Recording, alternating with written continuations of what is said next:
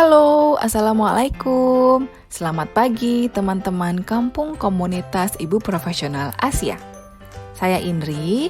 Hari ini saya akan berbagi mengenai etika desain grafis. Dalam sesi kali ini, kita diskusi dua arah yuk. Silahkan menanggapi, memberi pertanyaan, kritik, maupun saran. Boleh banget loh ya. Oke, kita langsung aja yuk. Ketika teman-teman mendengar kata etika, apa yang terlintas dalam pikiran Anda?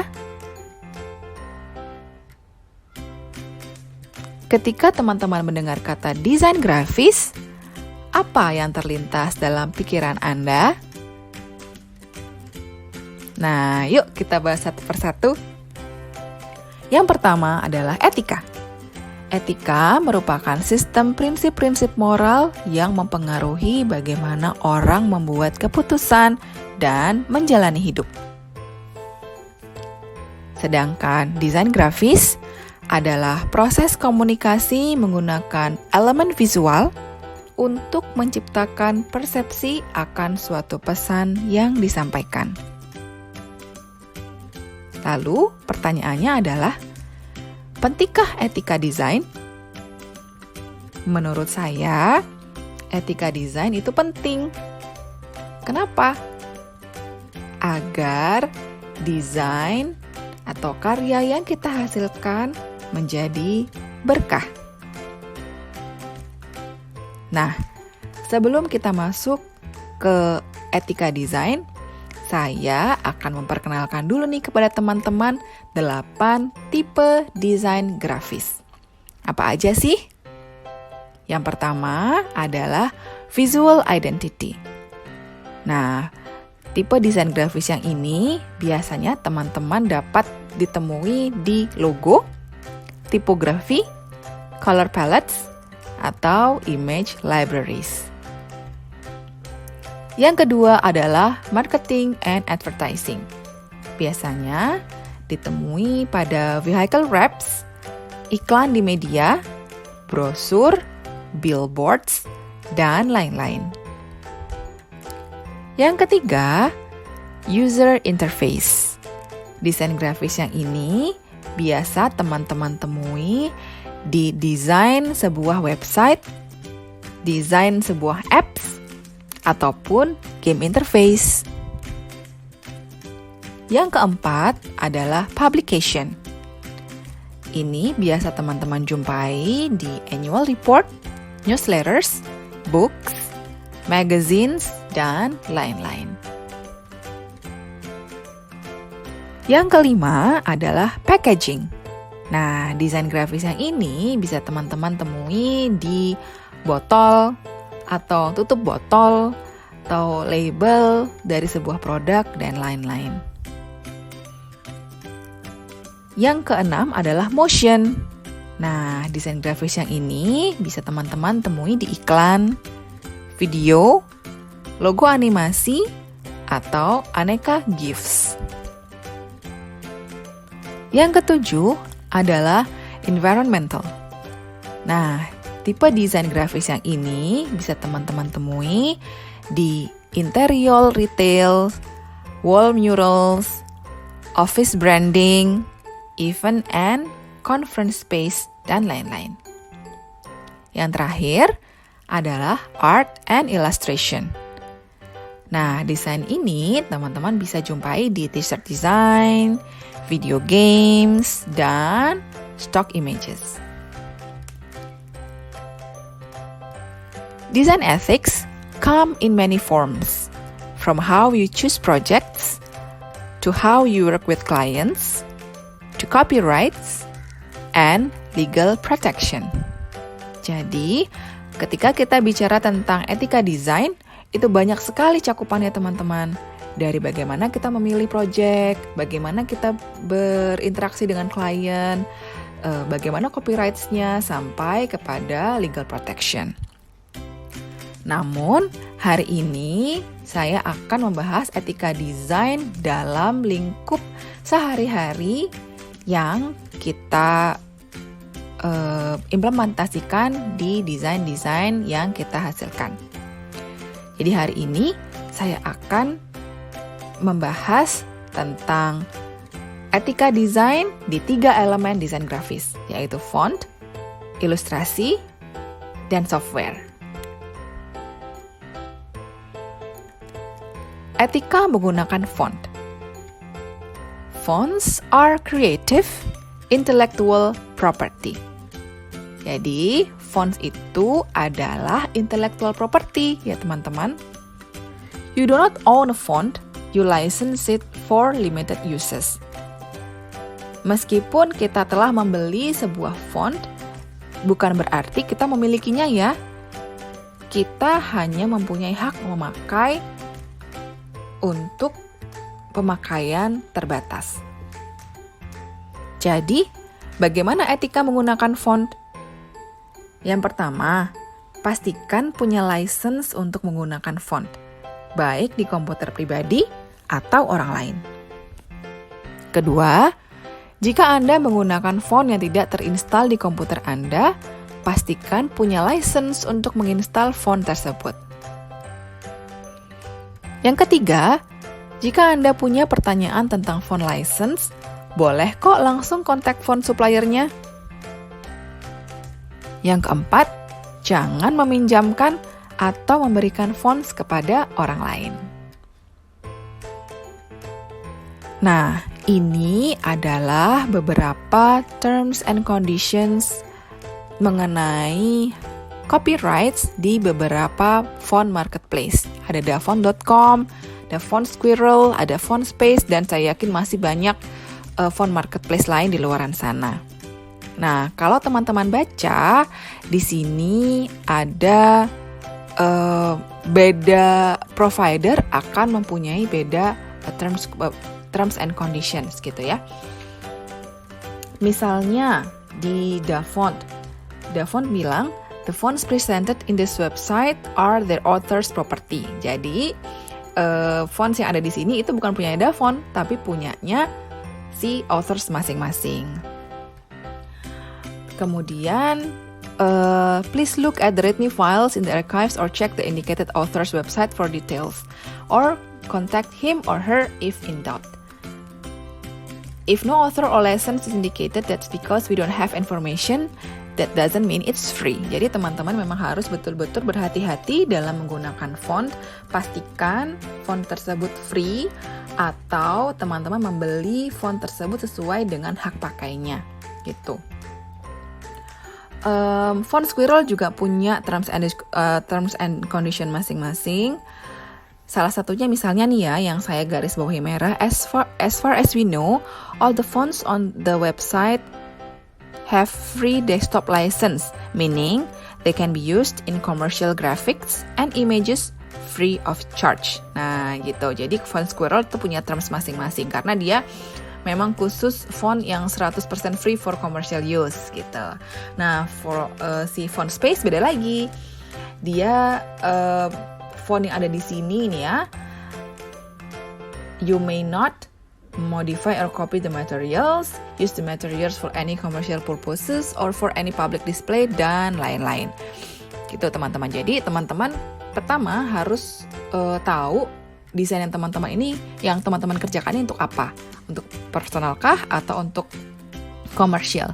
Jika untuk personal, that's okay. I think semua free fonts itu okay untuk personal use.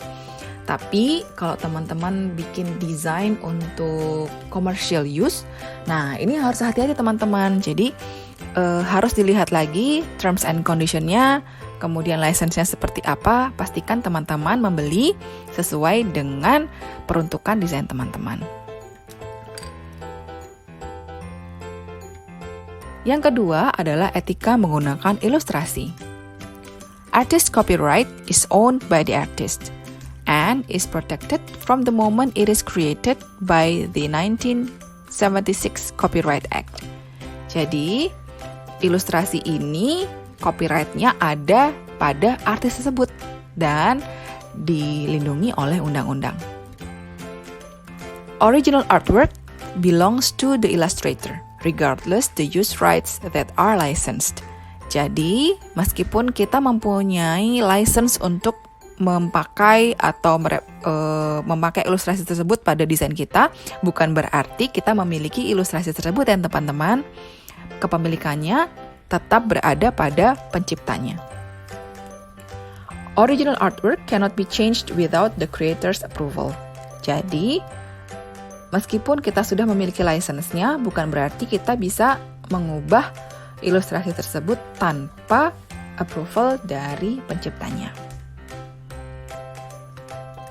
Nah, teman-teman sering mengambil ilustrasi dari mana? Kalau aku sering ambil dari Freepik atau Adobe Stock ya, yang free biasanya. Karena memang desain yang saya buat mostly untuk personal use. Nah, di website ini teman-teman bisa baca license ilustrasinya. Jadi kalau di Freepik itu biasanya ada di bawah tombol download gitu. Nah, ini free for personal and commercial purpose with attribution. Ini maksudnya ilustrasi ini gratis digunakan untuk personal and commercial purpose ya, komersial maupun non komersial, tapi kita harus attribute. Maksudnya kita harus mencantumkan penciptanya atau ini dibuat oleh siapa pada karya kita. Attribution is required. How to attribute? Nah, ini teman-teman kalau klik how to attribute biasanya nanti akan muncul bagaimana sih tulisannya gitu ya, harusnya seperti apa yang dicantumkan di dalam karya kita. Mostly kalau Freepik ini saya ambil untuk ilustrasi yang free, tapi kalau Adobe Stock biasanya yang berbayar ya. Nah, di Adobe Stock ini kalau teman-teman lihat license-nya pun bertingkat-tingkat ya, sesuai dengan kegunaannya. Ada standard, ada enhanced, ada extended license. Nah, kalau untuk standard license, nih teman-teman bisa baca sendiri kegunaannya untuk apa ya, yang apa yang diperbolehkan. Kemudian sampai ke ini, more than 500,000 copies or views of the assets. Jadi kalau teman-teman membuat sebuah karya yang akan tayang di media massa, tentu saja kan akan dilihat oleh lebih dari 500.000 orang ya. Nah, teman-teman nggak bisa tuh hanya beli standard license, harus beli yang enhanced license gitu. Atau jika teman-teman sedang memproduksi sebuah desain yang akan dipakai di merchandise, akan dibuat sebagai template, atau dipakai di products yang bisa resale gitu ya. Nah, itu nggak bisa hanya standard atau enhanced license, teman-teman harus beli yang extended license. Jadi, kita teman-teman harus teliti ya, desain kita sedang mendesain produk apa, gunanya untuk apa, akan diperuntukkan oleh untuk beberapa orang gitu ya. Nah, lalu teman-teman sesuaikan license yang harus teman-teman pakai gitu. Oke, move on ke topik yang ketiga, yaitu etika menggunakan software. Computer software is an intellectual property that is owned by the people who created it. Sebagaimana font dan ilustrasi, ternyata komputer software ini juga dimiliki oleh penciptanya gitu ya, oleh developernya. When you buy a software, you're not owning it. You acquire limited rights to use, reproduce, and distribute the program. Jadi meskipun kita sudah membeli software tersebut, bukan berarti kita memilikinya ya teman-teman. Yang kita beli itu hanyalah hak pakai, hak untuk memakai, untuk reproduce, dan distribute program gitu. Nah, solusinya bagaimana gitu ya? Kan software itu kan mahal ya gitu ya kalau beli satuan. Jadi solusinya ya sekarang banyak banget kok software-software berbayar gitu ya, especially software design. Yang kita kenal adalah Canva ya.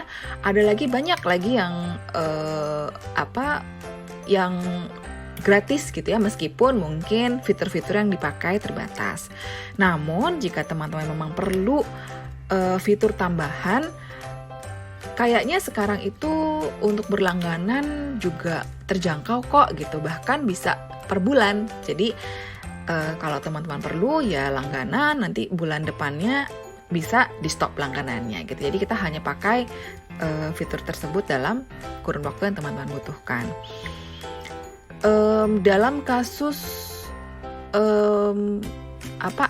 Adobe ya. Adobe ini kan memang mahal ya kalau kita beli satuan ya. Nah, ternyata mereka itu sekarang punya single app yang dimana kita bisa berlangganan per bulan gitu ya dengan harga yang terjangkau. Mungkin ini juga bisa jadi satu solusi untuk teman-teman yang membutuhkan software design yang pro gitu ya, yang dimana fitur-fiturnya lebih canggih gitu dari sekedar Canva gitu. Oke, nah karena keseharian kita ini banyak sekali ya bersinggungan dengan Canva ya, karena menurut saya Canva ini adalah salah satu desain platform yang mudah ya, sangat mudah, apalagi dia web based dan free. Nah, bagaimana? Kita tengok yuk do and don'ts-nya di Canva. Nah, kalau untuk di Canva itu ternyata semua free media yang ada di Canva itu boleh dipakai untuk komersial maupun non-komersial use. Jadi teman-teman sudah nggak perlu khawatir lagi. Yang ada di Canva ini sudah boleh dipakai untuk tujuan apapun gitu ya, komersial maupun non-komersial. And attribution is not required but always appreciated. Jadi teman-teman ketika menggunakan media yang ada di Canva itu nggak harus kok memberikan attribution, tapi itu sangat diapresiasi ya ketika teman-teman memberikan attribution. You can be creative and edit the media as you like. Jadi saya pikir terms and condition di Canva ini sangat-sangat mudah ya untuk teman-teman designers. Tapi ada don'ts-nya nih. Don'ts-nya, respect the hard works of the creators and keep these restrictions in mind. Identifiable people may not be appear in a bad light or in a way that is offensive. Misalnya orang identifiable people ini maksudnya misalnya public figure ya yang terkenal, misalnya ada Obama gitu ya. Ketika kita menemukan gambar Obama di Canva, ya janganlah kita jadikan dia iklan rokok gitu misalnya, atau didesain sebagaimana terlihat image-nya beliau menjadi buruk gitu. Nah, itu nggak boleh. Dan jangan menjual stok foto yang ada di Canva ini. Ya namanya dapatnya kita free, jangan dijual lagi dong ya. Itu kan tidak beretika namanya gitu. Begitu juga dengan musik, video file, poster, dan lain-lain. Dan don't imply endorsement of your product by people or brands. Nah tadi ya, seperti misalnya kita contoh Obama, kemudian kita sedang membuat desain flyer untuk kue yang kita produksi di rumah. Jadi jangan seakan-akan kue kita itu di-endorse sama Obama itu gitu. Nah, dan don't redistribute or sell the stock media on other stock media platforms. Ya, jangan dijual di media platforms yang lain. Seperti itu teman-teman. Nah, yang terakhir, catatan tentang etika. Etika bukanlah aturan untuk berbisnis. Etika bukanlah perlindungan hukum. Dan tidak semua orang memiliki etika yang sama. Tapi sebagai ibu profesional, di mana kita adalah arsitek peradaban, maka menurut saya sangat penting untuk kita mengetahui tentang etika desain. Bagaimana ingin membangun sebuah peradaban jika kita sendiri tuna adab? Begitu bukan yang disampaikan oleh Bunda Septi? Demikian teman-teman yang bisa saya sampaikan pada hari ini. Terima kasih. Kita diskusi yuk. Assalamualaikum warahmatullahi wabarakatuh.